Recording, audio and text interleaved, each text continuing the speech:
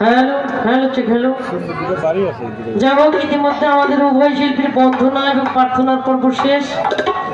এবার কর্তৃপক্ষ থেকে অতি চমৎকার দুটি ধারা আমাদের মাঝে আসলো।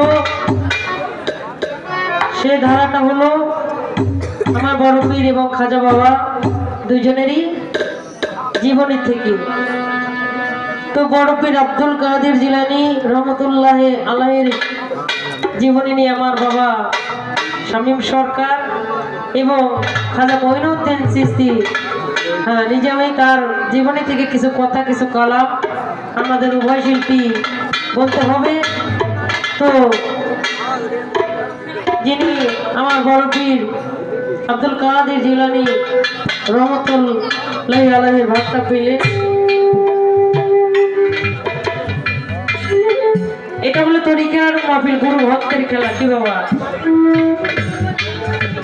দুটি ধারা নিয়ে যেন আমরা বাপ বেটি যেন এর রাতটা আপনাদের সাথে একত্রে কাটাতে পারি, তাই গুরু ভক্তের খেলা, গুরু পদে একটি ভক্তি রেখে আমি আমার কর্তব্য কাজে আমি চলে যাব।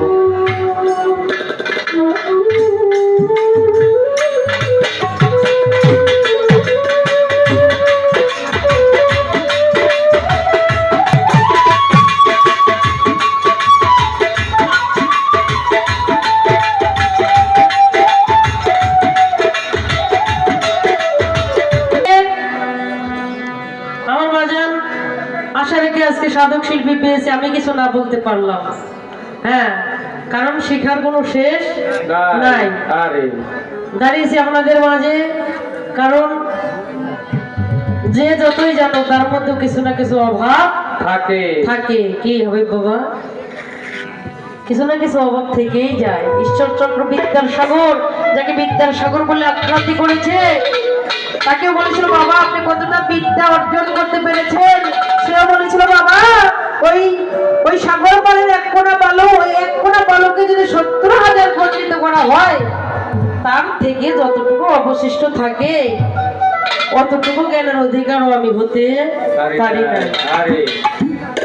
আর আমরা তো ক্ষুদ্র মানুষ।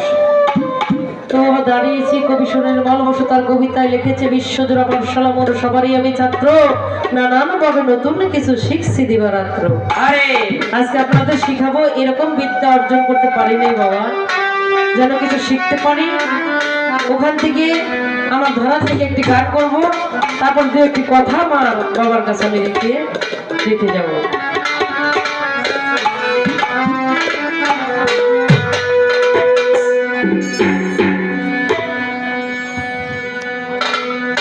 বাবা মঈনুদ্দিন চিশতি রে বাবা